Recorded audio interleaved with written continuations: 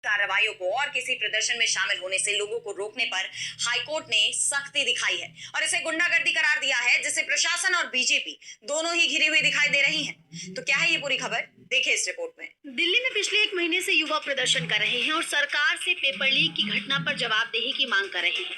युवाओं के इस प्रदर्शन में दूर दराज से लोग शामिल होने के लिए आ रहे हैं, लेकिन उन्हें रोका जा रहा है, जिस पर अब हाईकोर्ट ने सख्ती दिखाई है। दरअसल सीजेपी के प्रदर्शन में शामिल होने दिल्ली जा रहे उत्तराखंड परिवर्तन पार्टी के नेता को ऋषिकेश रेलवे स्टेशन पर रोक दिया गया।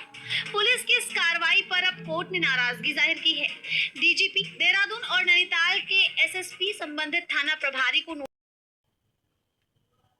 नमस्कार, मैं हूं केदार विश्वकर्मा। शुरू करते हैं आज का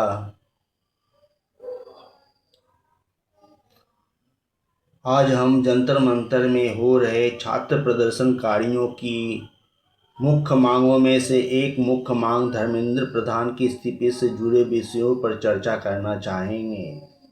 अब इस्तीफे की बात उठी है तो स्वेच्छा से अपनी जिम्मेदारियों को ठीक तरह से निभा नहीं पाने के अपनी नैतिक कर्तव्यों को ठीक तरह से निर्वहन न करने वाले नेतागणों को लेकर बात उठाएंगे। देश की सियासत में मंत्रियों के इस्तीफे का एक पुराना और बेहद महत्वपूर्ण परिणाम इतिहास खंगालने से पता चल जाता है कि आज़ाद भारत के पहले मंत्री जो स्वेच्छा से इस्तीफा दिए थे उनका नाम है डॉक्टर श्यामा प्रसाद मुखर्जी। भारत के पहले प्रधानमंत्री जवाहरलाल नेहरू शुरुआत में डॉक्टर मुखर्जी को अपने मंत्रिमंडल में शामिल करने के पक्ष में बिल्कुल नहीं थे।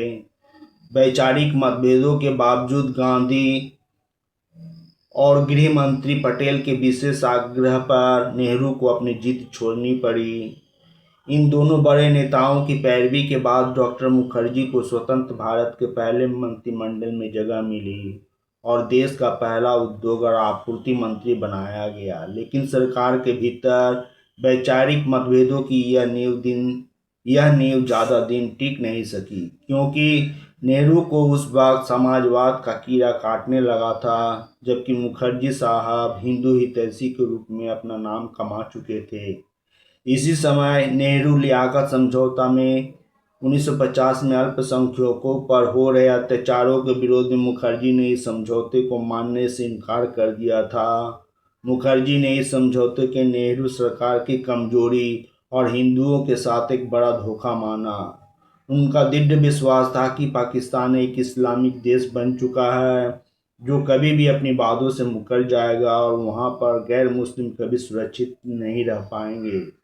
सरकार की नीतियों की तुष्टीकरण बताते हुए उन्होंने प्रस्ताव रखा कि या तो दोनों देशों के बीच अल्पसंख्यकों की पूरी अदला बदली कर दी जाए या फिर हिंदुओं को बसाने के लिए पाकिस्तान की ज़मीन का एक अतिरिक्त हिस्सा मांगा जाए। जब सरकार ने इस सुझाव को नहीं माना तो उन्होंने कैबिनेट मंत्री छोड़ दी। इस तरह नेहरू से उनका तनाव इतना बढ़ा कि श्यामा प्रसाद मुखर्जी किसी काम के सिलसिले में कश्मीर गए तो उनका अपहरण कर उनको मौत के मुंह में धकेल दिया गया। उनकी जीवन लीला यहीं पर समाप्त हो गई। अब यह काम किसने किया था, यह आज तक रहस्य ही बना हुआ है। तीसरे नंबर पर आते हैं लाल बहादुर दूसरे नंबर पर आते हैं लाल बहादुर शास्त्री जी की। आंध्र प्रदेश में रेल दुर्घटना होने के बाद लाल बहादुर शास्त्री ने स्वेच्छा से रेल मंत्री का पद त्याग किया था, पर नेहरू ने इसे नामंजूर कर दिया। पर तमिलनाडु में रेल हादसे में 44 लोग मारे जाने के बाद उन्होंने अपनी नैतिक जिम्मेदारी लेते हुए अपने पद का त्याग दिया था। तीसरे नंबर है स्वतंत्र भारत के पहले कानून मंत्री डॉक्टर बी.आर. अम्बेडकर ने 27 सितंबर 1951 को अपने पद से इस्तीफा दे दिया। उन्होंने हिंदू कोड बिल सरकार द्वारा पास करने में देरी करना और अंततः उसे ठंडे बस्ते में डालना, रक्षा और विदेश मामलों की समितियों में शामिल न किए जाना, सरकार की विदेश और कश्मीर नीति से असहमति, अनुसूचित जातियों व पिछड़ों के अधिकारों को लेकर सरकार की उदासीनता को लेकर इस्तीफा दे दिया था। जब आर्थिक मामलों की समिति बनाई गई तो उन्होंने उम्मीद की थी कि मैं मुख्य रूप से अर्थशास्त्र और वित्त का छात्र था, इसलिए मुझे इस समिति में नियुक्त किया जाएगा, लेकिन मुझे छोड़ दिया गया। इन सब कारणों से वे व्यथित थे और इस्तीफा दे दिया। चौथे नंबर पर है बीपी मेनन साहब की। मेनन साहब को पूर्ण पैमाने पर युद्ध में चीन को खदेड़ने के लिए भारत की सैन्य तैयारियों कर्मियों के लिए जिम्मेदार ठहराया गया। यहाँ तक कि भारतीय राजनेताओं ने युद्ध छेड़ने की तुलना में मेनन को हटाने में अधिक प्रयास किया। इस तरह चीन से युद्ध हारने की हवाला देकर मेनन साहब को 31 अक्टूबर 1962 को रक्षा मंत्री पद से इस्तीफा देना पड़ा था। पांचवें नेता में मोरारजी देसाई जनता पार्टी की सरकार के दौरान प्रधानमंत्री पद स्वेच्छा से छोड़ने वाले पहले भारतीय मोरारजी देसाई थे।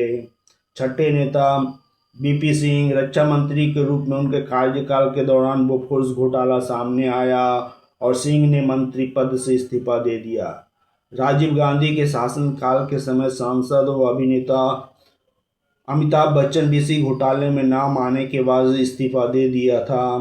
सातवें नेता लालकृष्ण आडवाणी। 1996 के लोकसभा चुनाव से ठीक पहले सीबीआई की चार्जशीट में लालकृष्ण आडवाणी का नाम कथित तौर पर जैन हवाला डायरी मामले में सामने आया। उन्हें तत्क्षण अपनी राजनीतिक शुचिता और नैतिकता का परिचय देते हुए लोकसभा की सदस्यता से इस्तीफा दे दिया। उन्होंने यह प्रतिज्ञा भी की जब तक वे इस मामले में पूरी तरह से बेदाग नहीं हो जाते तब तक वे संसद सदन में कदम नहीं रखेंगे। हालांकि 1997 में कोर्ट ने उन्हें सभी आरोपों से ससम्मान बरी कर दिया था। नीतीश कुमार ने रेल दुर्घटना की नैतिक जिम्मेदारी लेते हुए अपने पद से इस्तीफा दे दिया था। इस तरह भारतीय राजनीति में अलग अलग समय पर स्वेच्छा से इस्तीफा देने वाले प्रमुख नेताओं में कई दिग्गज शामिल हैं। गुलाम नबी आज़ाद, ज्योतिराव सिंधिया, जयवीर शेरगिल, अश्विनी कुमार, सुनील जाखड़ से लेकर आज तक अनेक नेता अपनी पार्टी की कार्यप्रणाली से नाखुश होकर इस्तीफा दे दिया था। लेकिन आज धर्मेंद्र प्रधान को लेकर जिस तरह से बीजेपी खेला कर रही है उसे लालकृष्ण आडवाणी की कार्यप्रणाली से सबक लेना चाहिए। आडवाणी ने 2014 के लोकसभा चुनाव में प्रचार समिति का अध्यक्ष नियुक्त किया गया था। वे पार्टी के फैसले से नाखुश थे। उन्होंने कहा था कि भाजपा अब आदर्शवादी पार्टी नहीं रही जो पहले हुआ करती थी और कई नेता अब केवल अपने व्यक्तिगत एजेंडे में लगे हुए हैं। यह कथन आज के समय में बीजेपी के लिए फिट बैठ रही है और आने वाले समय में इससे पार्टी पर असर पड़ सकता है। इसके लिए पार्टी के दिग्गज नेताओं को आत्ममंथन करने की जरूरत है। बस आज के लिए इतना ही। फिर किसी दूसरे मुद्दे को लेकर फिर हाजिर होंगे। जय हिंद, वंदे मातरम।